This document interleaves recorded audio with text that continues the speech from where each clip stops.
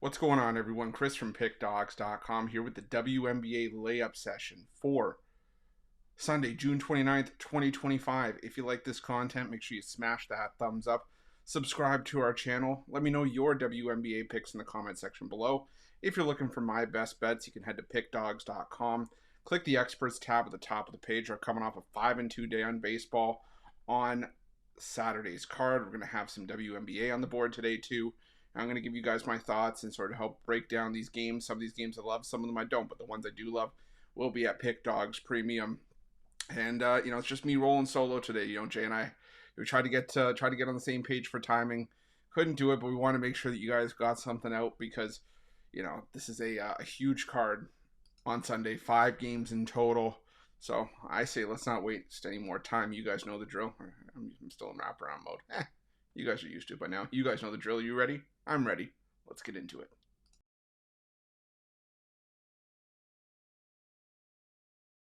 Our first game's coming to us from the Gateway Center Arena, the Atlanta Dream taking on the New York Liberty. And, both these teams have been, teams that have gotten off to nice starts to the season. Maybe the Atlanta Dreams maybe a little bit more of, a punch above their weight compared to what we were expecting them coming into the season. But the thing is, for me, the New York Liberty, I think this game is just about, trying to figure out which one of these teams is the lesser of two evils. And I honestly think the Dream are that. The Liberty, yes, they're your defending champions. Yes, they deserve that respect. But they're also a team that's banged up, that's missing Jonquel Jones. That is a big loss because this team is not the same on the glass when she's not there. They're 0-6 against the spread in their last 6 games, including 2-4 straight up. One of those 2 wins was against this Atlanta Dream squad. But it was a game that they won only by 5 points. They were laying 8 at home in that one. For me, the Dream have greatly improved this year. They're a 6-2 team at home already this year. They did just lose to the Minnesota Lynx and missed out on the cover. And, sometimes that'll make you say, well, if you can lose to the Lynx, maybe you can lose to the Liberty. And while I do find that, that kind of thing to be true in some, levels in terms of, tiering the best teams in the WNBA and sort of those middle teams and the bottom tier teams. I just think that the Liberty are just in a funk, and I think the Dream can take advantage, especially being at home here. We saw the Phoenix Mercury do kind of the same thing when they played the Liberty. The Liberty gave up 106 points to the Mercury in that game. For me, the Mercury are in a better position than the Dream are at the time that I'm recording this video, but I got to roll with the Dream here plus the points. I think they might be live for the outright victory here. So I'm going to take the Dream plus the points.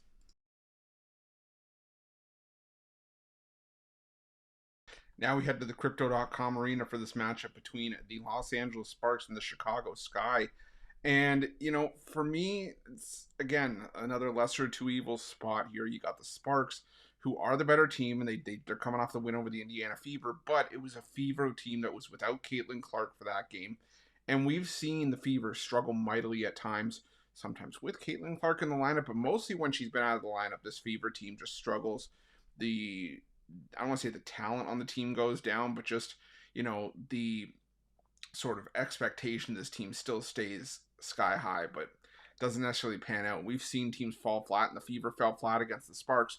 But the thing for me is that the Sparks are still one of the most underwhelming teams in the WNBA this season when you compare what they are right now to what they were expected to be coming into the season.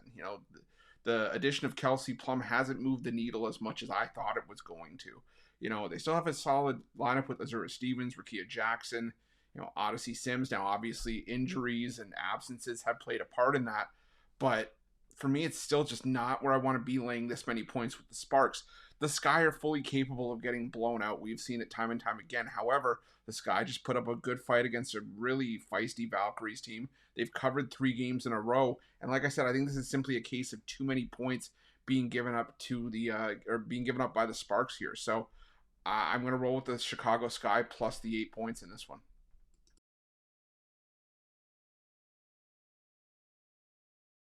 Next, we head to Phoenix, where the Mercury are going to be taking on the Las Vegas Aces. And, the Mercury came out, against the New York Liberty last time out, hung 106 on them. And that's not an easy thing to do. We talked about the Liberty and sort of the issues that they've had this season. And yes, Jonquel Jones missed that game, but you still had Stewie. You still had Sabrina Ionescu. And, even though I think that there's still problems going on within that team from a health perspective, they're still your defending champs and they have a team full of all stars. Kind of sounds like the Las Vegas Aces. This game feels eerily similar. You have a Phoenix team that already, during this win streak that they've been on, beat Las Vegas in Las Vegas. They did the same thing to the Liberty, and in the revenge meeting at home, just like they have here against the Aces, where the Aces have a revenge spot, we saw the Liberty fold and lose by 15 points. For me, this is just a Phoenix team that since Kalia Copper and Alyssa, since Kalia Copper has returned and Alyssa Thomas has gotten healthy, this is a Phoenix team that's just on another level right now. They have a great defensive identity. They're well coached. They're putting up offense now to go along with the defense that they've been providing. And like I said, I just think that the Aces just don't feel like the same team. They feel like a team of all stars, but it also feels like the addition of Jewel Lloyd has kind of thrown off the chemistry. And even if it hasn't, it's sort of, again, you're damned if you do, you're damned if you don't. If you bring in Lloyd, it throws off the chemistry, and if you cut her out, well, you're cutting off one of the big acquisitions that you made, thinking that she was going to help the team. For me, like I said, the Aces just feel like a team that's just hard to back right now. They're just not living up to expectations. I think the Mercury at home find a way to get the job done here and get the cover. I'm going to go with the Mercury here. I'm going to lay the points.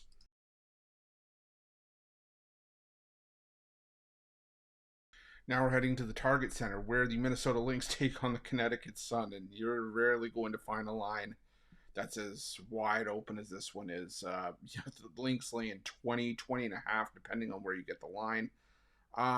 There's all sorts of possibility that the Minnesota Lynx come in and blow the Connecticut Sun out of the water.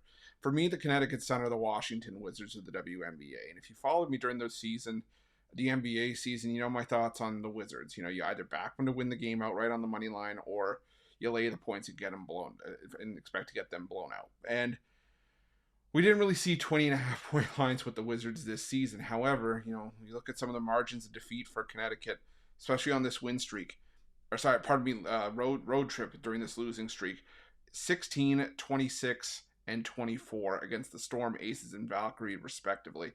They were able to keep games close against Dallas and Phoenix and Indiana, but I should say at least cover those games. But I just don't think it's in the cards here. But again, 20 and a half feels like a lot in a matchup. But like I said, I could see the Lynx win this one. If I had to pick a side in this game, I would go with the Lynx. But I'd rather take the under on the team total for the Sun, under 68 and a half.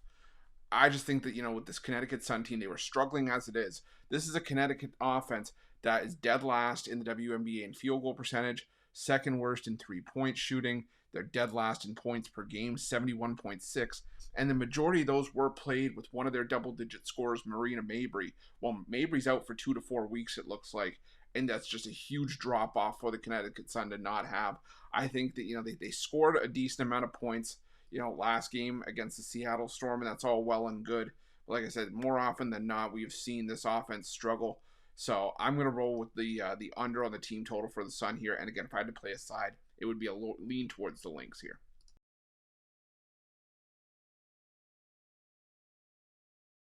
Our final game takes us to the Chase Center, where the Golden State Valkyries take on the Seattle Storm.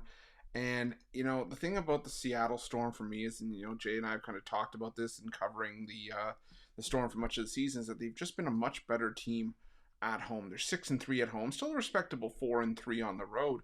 But the thing is, the covers have not been as frequent for the Storm, and we've already seen this matchup earlier this year. It was a game played in Golden State where the Storm were laying 10.